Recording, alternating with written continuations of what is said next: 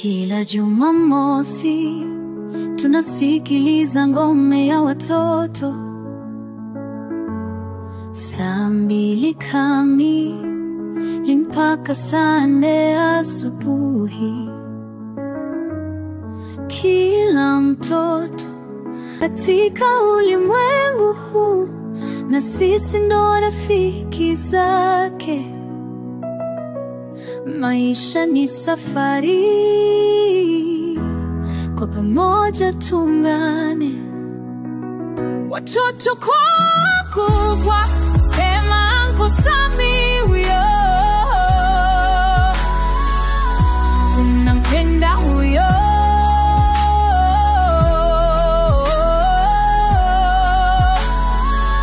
Rafiki yetu huyo,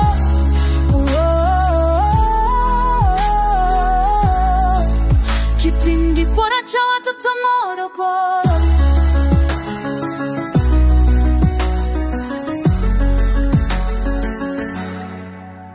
Tunacheka na kusherekea, twende mbele.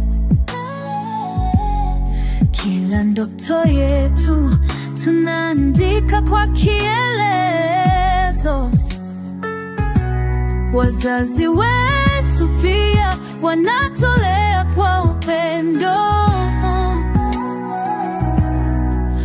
Uncle Sammy, mwangaza wetu, toto wapo salama. Na Uncle Sammy tunatamba na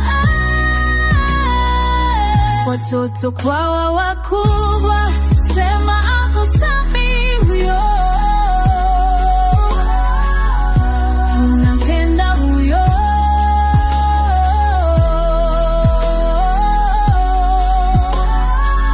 Rafiki yetu huyo,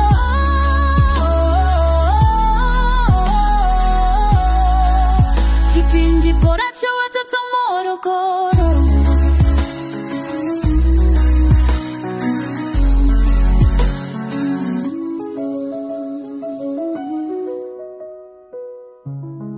Ngome ya watoto, twendeni sawa. Uncle Sammy ni kwa ajili yetu na nyota.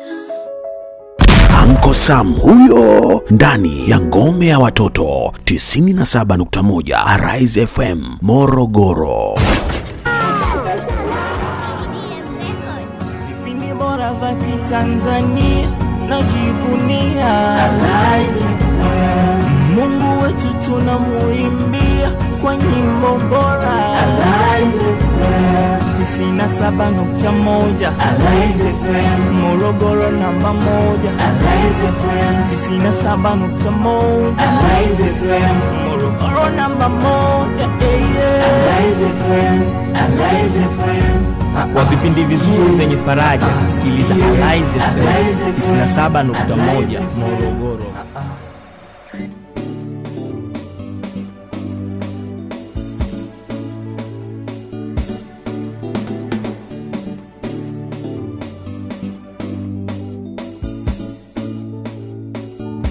Uncle Sammy huyo.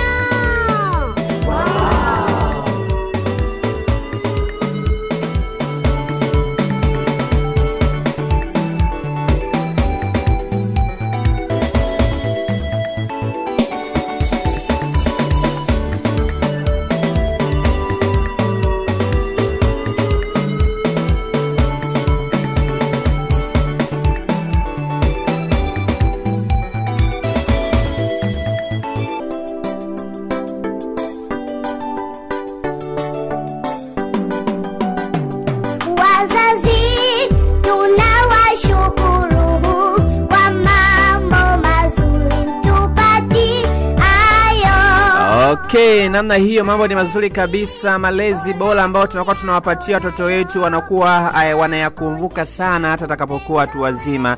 Fikiria mzazi umri ulionao. Kuna vitu na viwazo unavifikiria. Wakati mwingine sadai mzazi angenifundishaga hili, light angenifundisha hiki, si ndio? Inafikia hatua hiyo au tunaita majuto. Kwamba mjukuu ndo mjukuu mwenyewe huyo. ushapita sasa, uwezi tena, haiwezi kujirudia. Inakuwa inabaki sasa majuto, na mjukuu anabaki kuwa mzazi kwa sababu alishakuwa mjukuu, kwa sababu kuachia majuto unaishi nayo. Nikwambie tu shetani ujitahidi sana kutumia watu wakubwa kuweza kudidimiza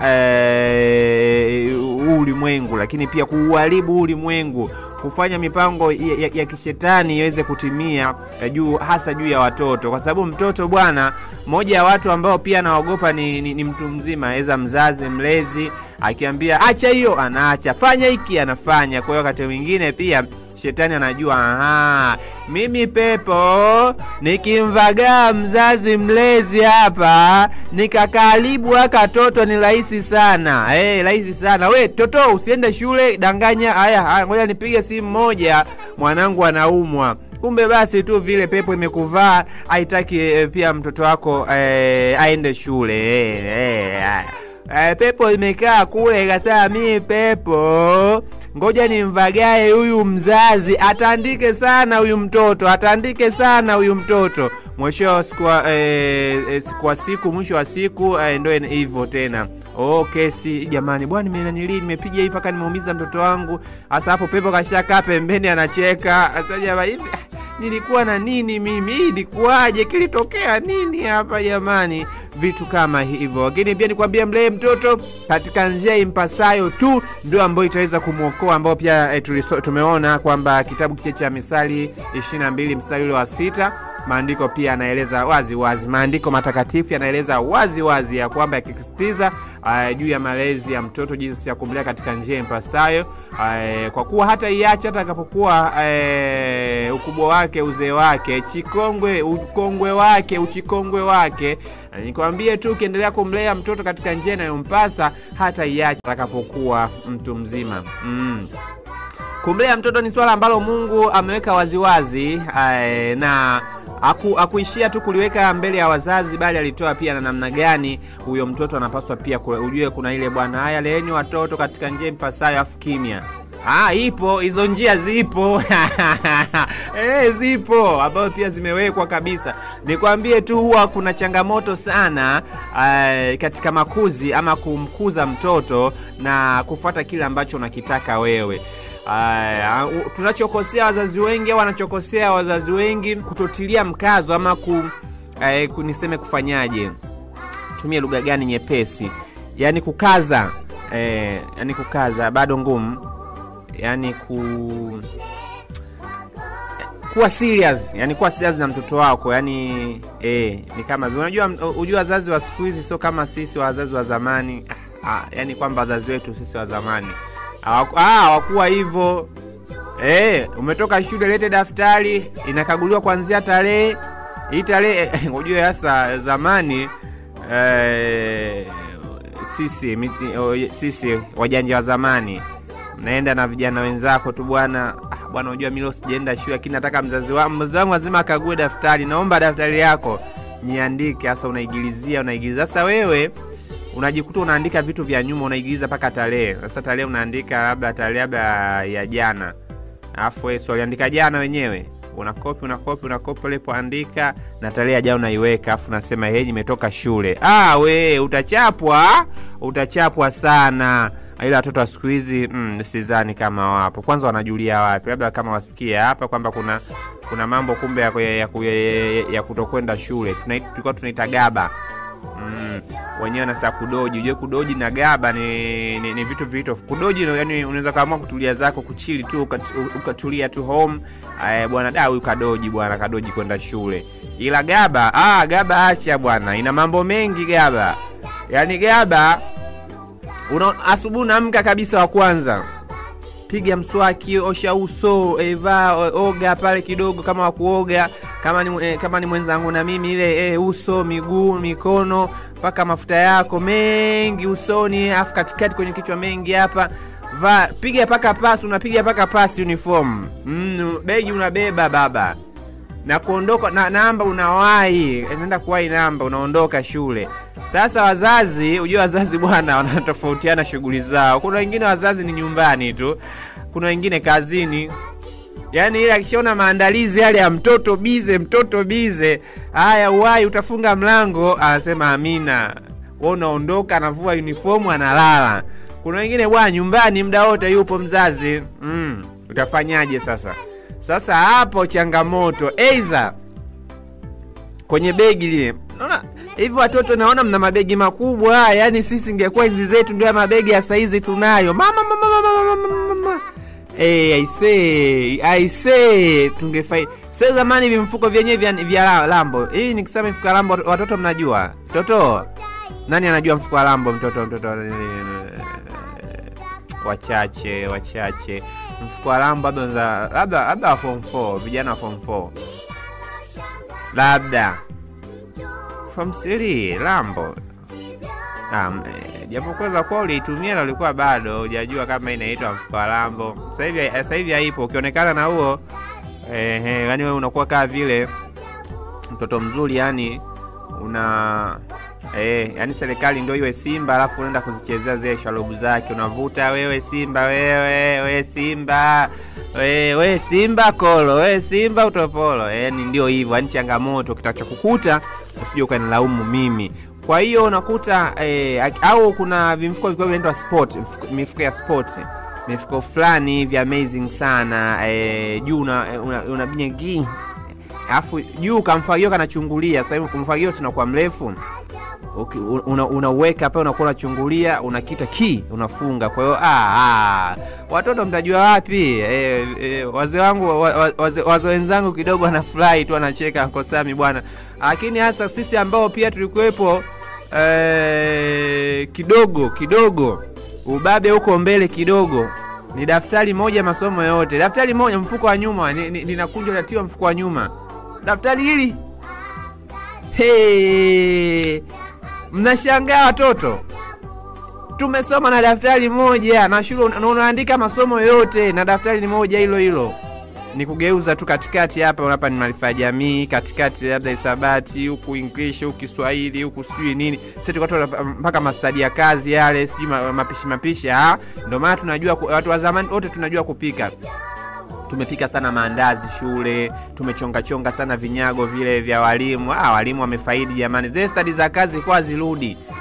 Ukichonga twiga wako huyo kashatoka, ukipewa marks zako 100. Sijui sasa walimu walikuwa nape. Walimu, hamna mwalimu mstaafu hapa. Zile kazi za stadi za kazi ya kwenye kazi ya mtu ya ubunifu ile. Alafu sasa hata tulikuwa tufanyi sisi. Mngejua mnatoa marks za bure, hata tulikuwa tufanyi sisi. Zile unaenda tu kwa mtaalamu mmoja pale kijijini, bwana nitengenezee kitu fulani, tengenezee jumba moja la boksi hatari sana. Watoto wa walimu mmefaidi jamani. Waenzi hizo, wa siku hizi wapi? Labda ukanunuliwe tu na wewe hapo kwa Kingalu, angalia liliwe, ukasijui kanunuliwe wapi, sijui yani midoli ucheze. Walimu wa zamani wamefaidi, hasa watoto wa walimu wa zamani. Washangaa tu yani limekuja ya dude tu hivi. Nini ukilifunua hivi linafunika, linajifunga, mali napaa. Huyu malaika shetani linapaa. Yani mambo zamani bwana, watoto. Kumbe niko naendelea hapa, muda unikimbia. Basi nikwambie tu mzazi, ukishindwa kumlea mtoto katika miaka hiyo 7 ya kwanza, hasa katika hii mingine hiyo 7 mingine kuja kukamilisha ile 14, unajua kwenda 15 mtoto usimwite kwanza mtoto. Watoto leo nataka nipigiwe simu na watoto wenye miaka kuanzia 15, 16, 17. Na wenyewe jamani watoto na nyinyi mnapiga. Nataka nionyeshe kwamba mtoto kuanzia miaka 15 hataki umuite mtoto. Yaani hata anavyosema kipindi cha watoto anasema Uncle Sami na yeye bwana. Yaani anaona kimuhusu kabisa. Sasa hata natakiwa yani tuitenganisha hivi. Yaani zile basi tudinayo katika miaka 7. Miaka 7 ya mwanzo, sasa hii miaka 7 ya pili hii ni ya kugombana, vita, piga amini. Ndio pale sasa unapiga mtoto paka jela na kuita. Mnagawana majengo ya serikali. Huyu uko hospitali, wewe uko jela. Hatari sana. Ndio hivyo. Ni neema tu ya Kristo labda isaidie baada ya miaka hiyo, lakini kama umefanikiwa pia kumonyesha njia mpasao katika umri huo wa miaka 7, hiyo katika siku zote za maisha yake hataweza kuiacha, na akijaribu kuiga tabia nyingine atarudi katika yale mafundisho ambayo pia ulimpatia awali, na atasema hakika haya ni kweli na hakika. Ukweli ni kwamba mtoto katika umri wa miaka 12 na kuendelea si rahisi sana kuiga kitu kutoka kwa mzazi, na mara nyingi upenda kujaribu kufanya yale ambayo anaona kwa wengine wanayafanya. Ndio maana anasema, "Hii jamani, bwana mtu akikatazwa kufanya hiki ndio anafanya." We mtoto, sikia nikwambie, kwa yule babu usiende. Ile babu usiende. Kwa nini? Wewe mtoto usiniulize. Nimesema kwa yule babu usiende. Kumbe kibabu kinapana ungo kishirikina, kinatafuta mtu akumlisisha mtaani pale. Toto hasa anasema, kwa nini babu ana nini? Ngoja mimi niende. Yaani wazee wa zamani bwana, hebu ngoja kinaenda huko kinaenda kuvaa mapepo mama. Yaani kinaenda kuyavaa, kinarudi nao nyumbani ni kuwagawia tu, gawia baba, gawia mama, gawia mdogo, gawia mkubwa. Yaani ni kugawana nione yaani kumbe kutokutii tu. Watoto nyie bwana, nyie mnatupa changamoto sana sisi wazazi nyinyi. Msifanye hivyo. Msitufanyie hivyo watoto, tunawapenda, tunawajali, mtusikilize sisi wakubwa. Yaani ila watoto jamani, nyie mna dhambi sana. Mjue mnakuwa mna mawazo yenu. Mzazi anaongea na wewe na unawaza. Yaani ndio shamba la mwisho. Alijuagi tu kuogelea. Unanikataza nisiogelee. Au jira kuogelea. Bwana mimi nilipokuwa nimekulia kuna sempe hapo inaitwa Chakabuma. Chakabuma. Ni kabwa fulani hivi. Ukishasikia Chakabuma, andaa mafuta yako. Mafuta kwenye unatia kwenye gazeti na mafuko, kwa sababu usipende na mafuta ni kipigo. Ukifika tu nyumbani kipigo, kwa sababu hamna kujificha. Unapauka. Unapauka kaka hatasi. Unapauka. Chakabuma jamani, pale Chakabuma tulikuwa tunaenda na mafuta. Kale bwana ilikuwa changamoto. Sasa nilipokuja kuwa mkubwa na mimi nikaanza kuwa muuni kidogo, sababu nilikuwa nafanywa uuni. Watu wakishaingia kuoga, chukua nguo zao ondoka. Basi nikulia huko, enda kupa hela. Umeona sasa? Kwa hiyo katika umri huo kuanzia 15 kama umemshindwa, subutu. Haya, basi yako mengi sana ya kuweza kuyazungumza, ila muda wangu naona kama vile umeniishia. Niseme tu mzazi ni lazima awe na juhudi kubwa sana ya kumlisha mtoto wake neno la Mungu tangu akiwa mtoto mdogo. Ili la muhimu jamani, yote ni porojo, nikwambie kabisa. Ila hili hapa ndo lenyewe sasa tulishike, ambao nilikuwa nataka kuzungumza. Tuongee yote, tufanye yote, lakini neno la Mungu kwanza, kwa sababu hata mwenye miaka 20, hata mimi hapa Uncle Sami nikaona tabia fulani. Ili hiyo tabia iondoke au nikae sawa, Mungu pekee aingilie kati. Niombee kwa Mungu aninyooshe. Binadamu hawezi. Asiyefunzwa na mamaye afunzwa na ulimwengu. Wewe nani kakwambia? Ulimwengu gani? Ingekuwa hatari. Piga nanilio. Ukisikia msamaha, kuna wale wafungwa wanachukua kwa msamaha. Ukisikia ule msamaha, sina matukio yanaongezekaga. Samani lakini yani najiuliza, yani kwa sababu watu naona kwenye vyombo vya habari bwana, yule aliyekuwa msamaha amepatikana tena japo si wote, lakini kwambie ni neema ya Mungu. Nikwambie msikilizaji, hakuna yoyote anaendaga jela afu aache kuokoka. Yaani huku duniani wakitokaga tu ndio wanananilie. Hapa kama ndio utengano atathibitisha ili. Afu mamangu pia mama Nesia pia atathibitisha ili. Jamani, hakuna walokole wenye imani kubwa kama wafungwa. Hakuna washika dini kama kokote tu, Muislamu kama wafungwa. Kama swala 5 atasali, kama ibada ngapi atasali, kama kufunga atafunga, kama kuomba ataomba. Kila jamani nyinyi hamje kuwaona wafungwa jamani. Tena ndo kama abusu kameingia kanasubiria kesi yake isomwe.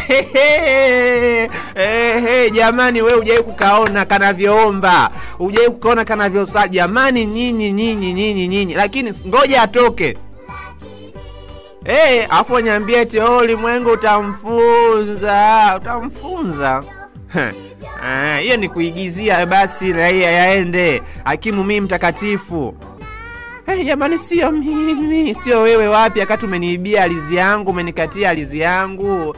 Jamani samee, jamani nimekoma, mimi sifanyi tena. Kumbe unaogopa tu usiweze kushtakiwa, usiweze kufungwa. Bwana tumalizane sisi wenyewe tuonyeshane ubabe. Bwana. Nimechukua. Wasiwe nini? Nimemega ile, alizi yako, alizi ya Mungu bwana. Nini wewe? Nini bwana? Wewe toto, nini bwana? Hapana, tutafikaje huko? Kwa wakati mwingine bora mtu unajua katika maliziano hivi mnazungumza, afu anakuambia kweli ndugu yangu nimekosea, tuyamalize haya. Nyumbani huyo ni kweli, huyo msikilize, huyo lizianeni huyo. Eti kule kwa mheshimiwa mfawizi. Tuliziane. Huyu ataise tuliziane huku tunapotatua migogoro huku chini. Huyo ni wa kweli. Yule anayekwambia basi mheshimiwa hakimu bwana tuyamalize, huyo anaogopa tu sheria isiwe upande wake. Kweli nasema jamani, kwani kusema kweli vibaya? Haya basi, kama kusema kweli vibaya, haya basi sawa. Si mnataka sana nilina mimi niende mnipeleke huko. Uncle Sami anachochea watu na migogoro imalizie nyumbani, wasipeleke mahakamani. Sio mimi. Akasema yeye mwenyewe. Kwani mimi ndo nimenili? Kienda waambia bwana Uncle Sami akasema eti jamani migogoro ya ardhi tuimalizie nyumbani, atafurahi. Safi, somo limemwingia Uncle Sami. Kumbe mpaka naye kaisema, mheshimiwa nimeisema bwana. Haya sawa, muda wangu umenikimbia kweli, lakini pia nilisema jambo la kwanza neno la Mungu. Tukiwa nyumbani huku kwanza kabla ya kutatua mgogoro tunaomba kwanza. Hata huko jamani kuna nilimo 1 2 3, tualike kwanza uwepo wa Mungu. Mungu asimamie maongezi yetu, ndio mgogoro unatatuliwa vizuri. Niko na watoto samani kwa naongea kidogo na wazazi. Wazazi wana mambo, watoto mambo mengi wanawaficha msijue. Huyo jirani apatani naye, huyo wa chumba cha pili nani mama apata bwana kuna siku umeenda shule swali bwana wewe nusu wakunjane. Mama huyo mama sasa mkorofi mimi sijui kama ni mama au ni nanili au ni huyo mwingine jirani, mimi sijui. Mimi nitajulia wapi sasa mtoto wangu? Sasa mambo kuniuliza sasa hapa mkorofi nani, mama yangu au jirani? Sasa mtoto sitaki au mambo. Tafadhali mtoto usinigombanishe mimi na wazazi. Mimi mwenyewe mzazi, mimi mwenyewe wa kwangu wanao ila hawajanishinda. Sikuna msemo eti wa kwangu wananishinda, kweli nitaweza? Mimi wa kwangu hawajanishinda na nyie toto hamjanishinda na wazazi hawajanishinda. Ndio hivyo. Niseme tu neno la Mungu kwanza. Tanguliza neno la Mungu katika kila jambo ili pia mtoto wako mtamkie maneno mazuri. Nilisema siku moja kuna mama mmoja kutokea na East Manzese akasema safi kabisa Uncle Sami, mimi nilifurahi. Watu wengine wanashindwa kuelewa kwamba ukiwa na mtoto hata yani ukiwa na ujauzito tayari una kiumbe cha Mungu kile kinatembea na wewe. Wakati mwingine kinakuepusha tu na mabalaa mengine. Wewe hata ujui. Ulikuwa unaenda bwana jisikia uvivu kwenda sehemu, bwana jisikia uvivu kupanda ile gari, unashangaa bwana lile gari ulikuwa unataka kupanda ndo vile. Yaani kuna vitu vingi sana ukiwa na malaika wa Bwana. Ndio maana unakuta mama mjamzito akipanda kwenye gari anashangaa tu mtu mmoja kainuka. Nikai kama malaika kaliomu uliko kabeba. Usizanie ni wewe. Si hata punda. Kwani kisa cha punda mkijui? Punda alimbebaga Yesu, mwana punda. Anashangiliwa. Punda kicha hiki ndio anakimbia sasa kiti anapata nguvu. Kiti. Makofi. Bwana Mungu, mfalme, mtetezi. Kumbe amembeba Kristo. Sasa siku ya pili yake anarudi sasa kurudi kule walikomtoa. Anashangaa bwana kimya. Mbona sishangiliwi tena? Wewe ulishangiliwa sababu ulikuwa umembeba nani? Kwaona wewe tunakupisha kwenye gari wanasemaga eti mama mjamzito anyimwi kitu. Sasa usidhania Uncle Sami naomba buku nikakupa. Uncle Sami buku 2 nakupa. Uncle Sami naomba hiyo nakupa. Sio wewe. Toto, ulembe hiyo ujauzito huo. Huyo aliyomo, huyo. Ana nguvu. Msiende kwa mambo ya ajabu ajabu. Sio Sisi tunabaki nyumbani. Je, mnatufundisha nini? Vitoto vinaoji. Sisi tuko kwenye ujauzito. Mnaenda mnatufundisha nini? Ili tuje tuko wale. Sasa mjamzito eti ndio wewe kuchamba mtaa sasa. Ndio wewe wale wakuaniliwa kwenye magari wanapita kwenye sasa wale kwenye magari jamani. Mimi nikisikia tu natafuta sababu kabisa, yani niwe busy hata kwenye simu hapa niangalie sasa ratiba leo ya ibadani ikoje. Umake usiangalie, ni hatari. Usiangalie. Sasa wana visa. Wanaona ukiwa kwenye gari lao haitoshi. Wanatafuta dirisha gani ambalo linaweza likananili. Sawa. Niishie tu hapa. Watoto, Jumamosi pia tukutane tena. Wazazi wananichanganya sana mimi bwana. Wazazi bwana mimi, yani mimi bwana wazazi jamani. Wazazi tumeelewana? Tuwalee watoto wetu neno la Mungu kwanza. Sio ndio mjamzito unaanza kufanya vitu vya hivyo unatukana, unafanyaje? Hata kusoma neno utaki. Wewe soma tu neno. Penda kwenda kanisani. Uvivu jamani, mimi haitaki niende kanisani. Hadi kila ujauzito wangu mimi yani unanifanyaga tu mimi nisipende kanisani. Wewe, kuna ujauzito wa hivyo. Shindwa pepo, sema pepo shindwa, afu liondoke. Wagombana mbele yetu watoto, sasa tushike lipi? Lakini ninaloshangaa, mtufundishavyo sivyo mulivyo. Watuachia uhuru wa kuangalia vitu vya ajabu ajabu. Wakati mwingine wagombana mbele yetu watoto, sasa tushike lipi? Lakini ninaloshangaa, mtufundishavyo sivyo mulivyo. Watuachia uhuru wa kuangalia vitu vya ajabu ajabu. Wakati mwingine wagombana mbele yetu watoto, sasa tushike lipi? Anko Sami huyo. Okay, niseme tu asante sana kwa nyote ambao pia tulikuwa pamoja katika kipindi kizuri kabisa cha watoto wetu, na tulikuwa katika malezi ya watoto. Kwa sasa moja kwa moja tuende katika zile hadithi za watoto, alafu nikirejea hapa inakuwepo ni kuweza kusalimiana na watoto wenzangu. Watoto wetu. Watoto. Afilo nataka watoto. Kuanzia miaka nanili kipaumbele. Jamani, mtoto wa miaka 15, 16, 17 mpaka 18. Wewe mtoto, piga simu. Nitakuja kutaja namba baadaye hapo. Kina Kase, kina Vedi, kina Seu ndo mtoto bona. Nimekumbuka mtoto wangu. Wazazi tunawashukuru kwa mambo mazuri mtupatiayo. Malezi bora tuyaonayo, yaonyesha upendo wenu kwetu. Lakini ninaloshangaa, mtufundishavyo sivyo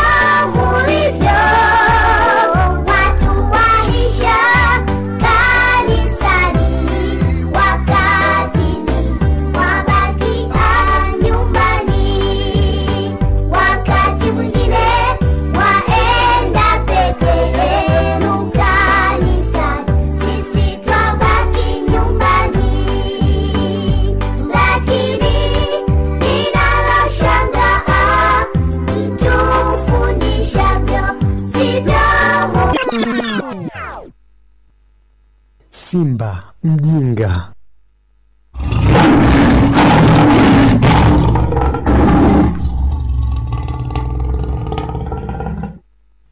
Hapo zamani za kale, simba alionekana kuwa adui dhidi ya wanyama wenzake walao nyasi. Na hii ni kwa kuwa simba alikuwa hodari sana katika upande wa uwindaji. Alijitahidi kuwawinda kwa makini wanyama walao nyasi na kuwafanya vitoweo. Wanyama walao nyasi waliamua kuhama katika jamii ya simba na kwenda kuishi huko wenyewe kwa utawala wao. Simba alijiona sasa yeye ndio kinara. Mimi ndiye mfalme Simba. Nani awezaye kuvunja ufalme wangu? Umeona nilichofanya wanyama walao nyasi? Wamekimbia na kuniacha mimi pamoja na jamii yangu. Lakini nimepata taarifa kuwa wapo wanyama wengine wadogo wadogo, na hao si wengine bali ni panya. Sasa ni zamu yao. Amekimbia swala, amekimbia twiga, amekimbia faru. Sasa nimewabakiza hao wengine wadogo wadogo, nao naenda kuwafanya kitoweo. Watawala wote mpaka waishe. Mimi ndiyo mfalme Simba. Mfalme Simba ndio mimi, hakuna mwingine. Zamu ikamia kwa panya.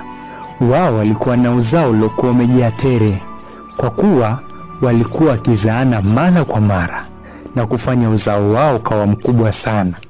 Lakini jamii ile ya simba ilikuwa ikiwashambulia mara kwa mara na kufanya kizazi chake kile kupungua kwa kasi. Lakini katika jamii hiyo halikuwepo panya mmoja mdogo mwenye akili kuliko wenzake. Panya yule mdogo alitamani sana kuweza kumuondoa simba ili kizazi chake na jamii yake iweze kunusurika dhidi ya hila za simba.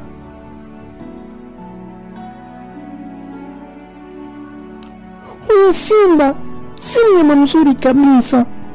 Kawafanya wanyama walao nyasi wakaondoka katika jamii yetu.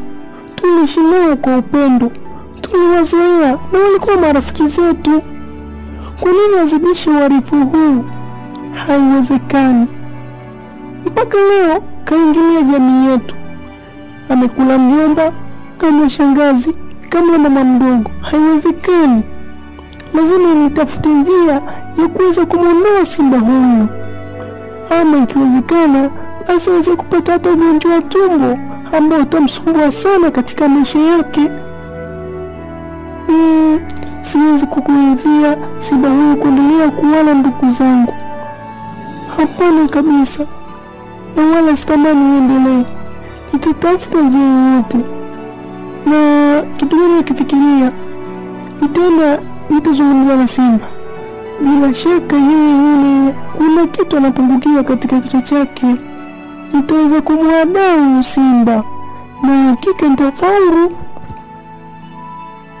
Siku moja panya yule aliamka alfajiri na mapema na kuelekea kule msituni alikokuweko yule simba aliyokuwa mrafi kweli kweli.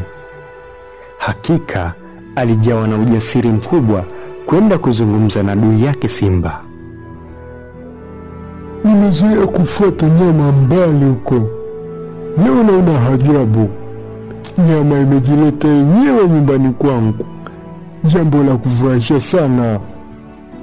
Bwana simba, mimi sifai kabisa kwa kitoweo kwako. Hivi unafahamu kwamba wewe ni rafiki yangu? Wewe ni rafiki yangu hakika. Na nakupenda kwa dhati. Wenzangu wote wanakuchukia huko nyumbani. Lakini mimi nimejumuika na wewe. Na nataka nikuoneshe upendo wangu kwako kuwa ni wa dhati kweli. Na leo nina zawadi nzuri nataka nikwambie, ambayo ukiweza kuifanya utaendelea kuwa jasiri na mwenye nguvu na utaweza kutawala sote katika dunia hii. Niamini kabisa simba. Mimi ni rafiki yako, si adui kwako kabisa.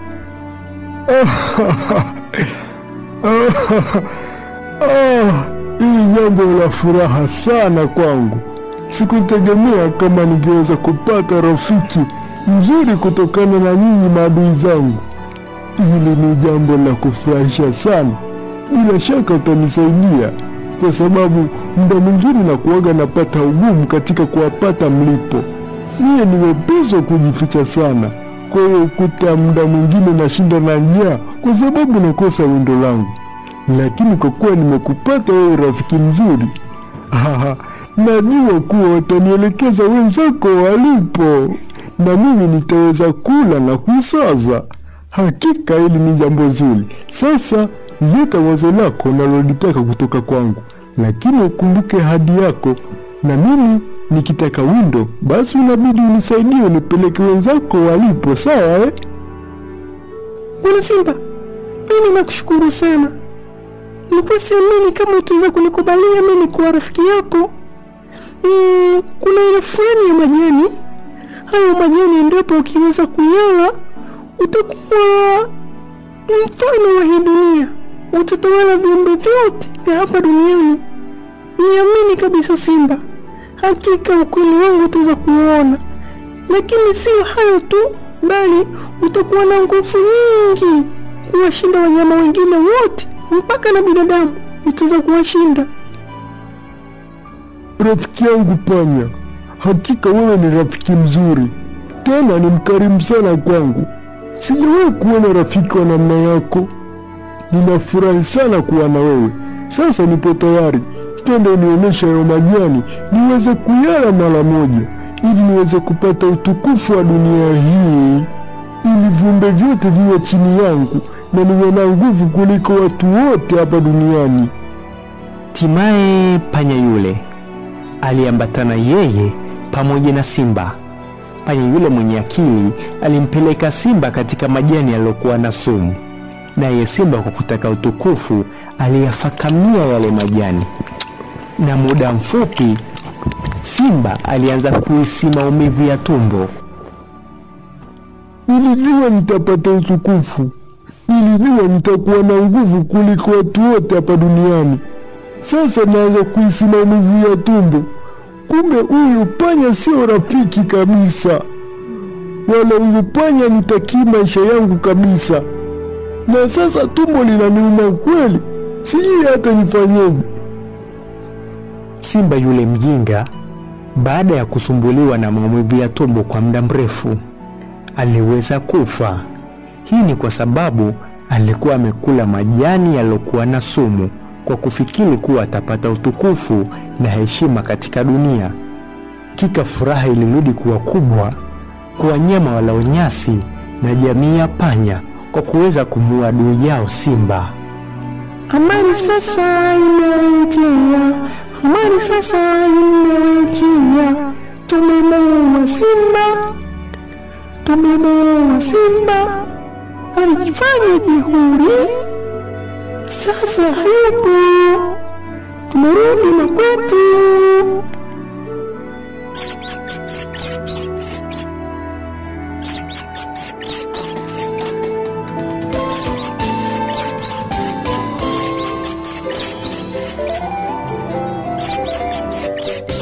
Uncle Sam huyo ndani ya ngome ya watoto 97.1 Arise FM Morogoro.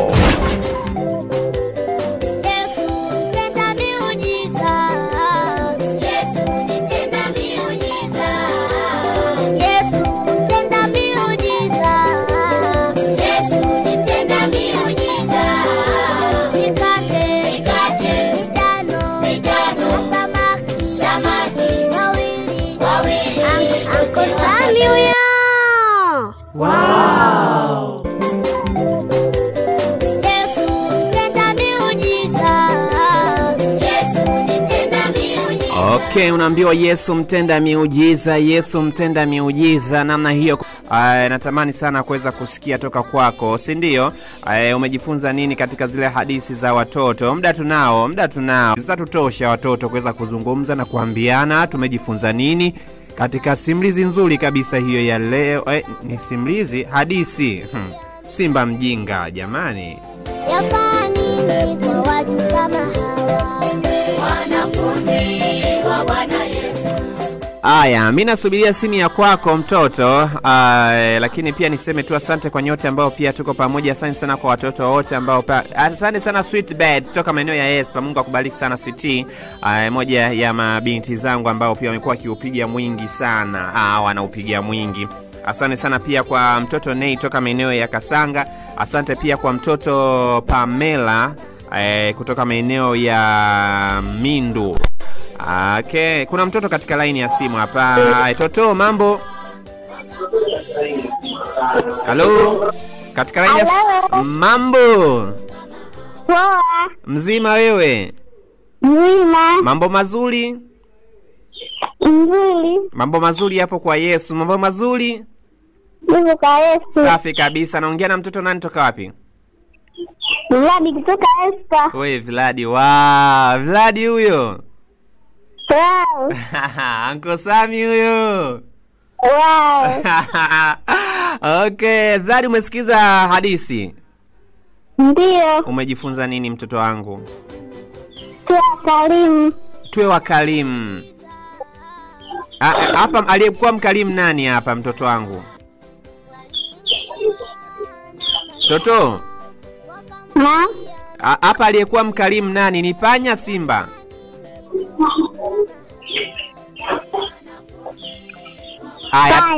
Panya. Safi kabisa Toto. Salimia watu watatu Toto. Nasalimia kutoka Dodoma. Toka Dodoma. Wa pili?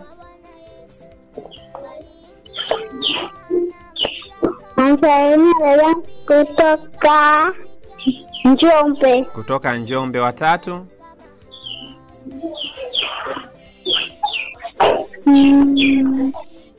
Vladi. Unafuga kuku? Ndio. Hongera sana. Unapenda nyama ya kuku? Ndio. Haya. Umekosa mtu mmoja kumsalimia? Haya, mimi nisalimia hata mimi basi. Nasalimia Uncle Sami. Wow, asante sana. Salimia sana Espa mtoto wangu. Haya.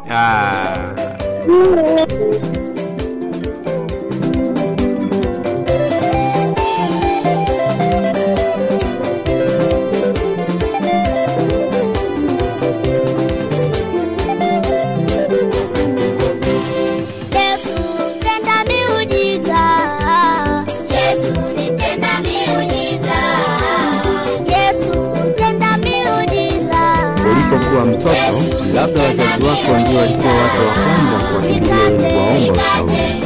Uncle Sam huyo ndani ya ngome ya watoto 97.1 Arise FM Morogoro.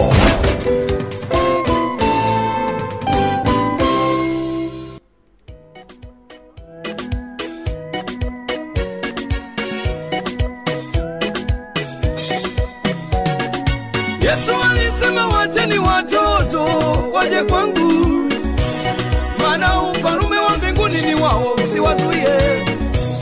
Alionyesha upendo kwa watoto.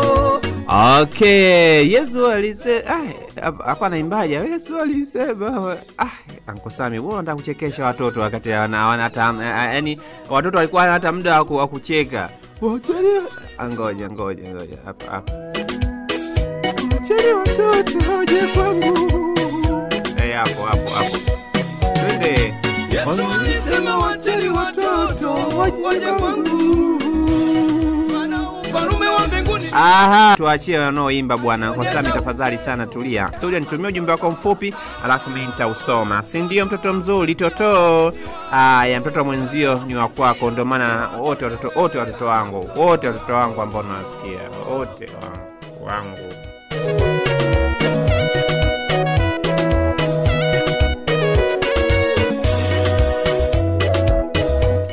Okay, katika ujumbe mfupi kuna huyu hapa anasema tuko pamoja kaka. Anaitwa Halodia Lady ya Baba Lozeta pande za Manyuki. Asante sana. Asa kina Lozeta bwana siwasikii. Halodi. Tia wape simu bwana. Anasema kaka Sami leo umeamua unachekesha sana. Jamani, vinafundisha sana chekesha jamani, msifanye hivyo basi.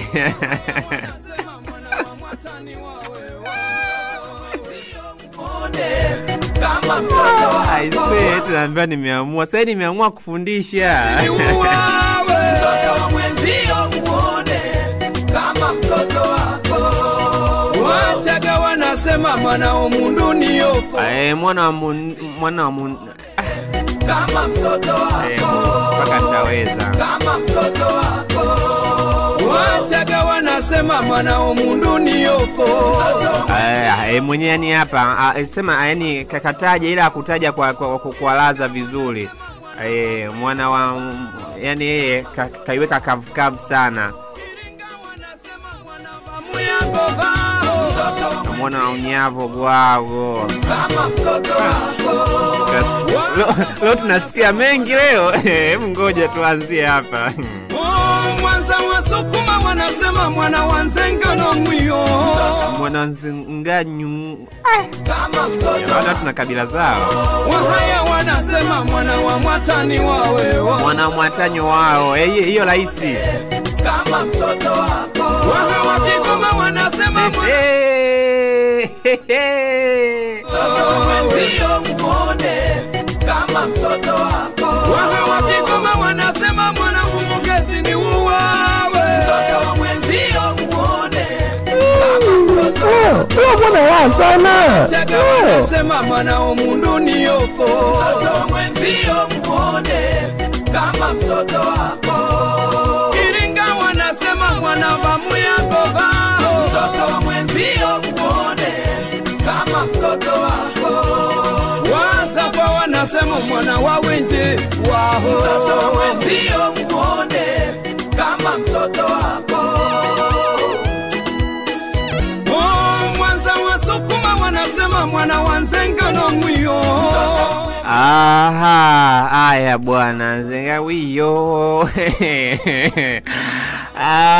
Kuna huyu hapa anakuwa nyambia okay anko, habari za studio. Mimi kwa mtazamo wangu, mtoto akishanyolewa nywele alizozaliwa nazo ndo zinaota hizo. Anko by Diana pande za Mlapakolo. Jamani, sawa na wewe pia ufanye hasa utafiti wako kwamba zinaota kiduku.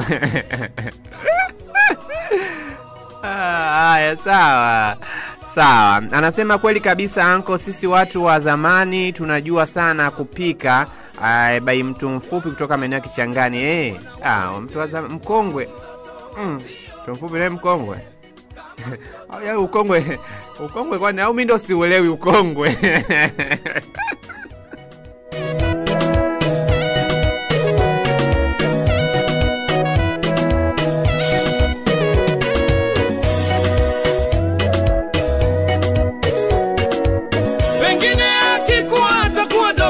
Jibu na wewe. Mtoto wa mwenzio muone kama mtoto wako. Pengine akikuwa atakuwa mwanajeshi atulinde wote. Mtoto wa mwenzio muone kama mtoto wako. Pengine akikuwa atakuwa raisi wa taifa lote. Mtoto wa mwenzio muone kama mtoto wako. Kumbuka hata raisi wa sasa ni mtoto wa mwenzako. Mtoto wa mwenzio muone kama mtoto wako. Mtoto wa mwenzio msamini kama wa kwako. Mtoto wa mwenzio muone kama mtoto wako.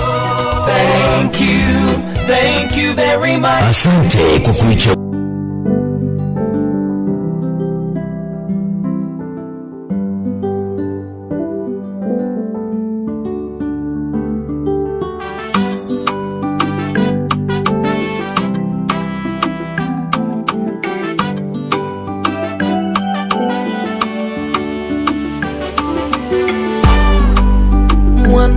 Mwanangu, mikononi mwangu, nimekweka kwangu, uwe salama. Naomba yakubali maneno yangu na kuyaweka akiba maagizo yangu, upate hekima yangu na maarifa. Sijakumbia shida, sijakumbia mateso mwanangu.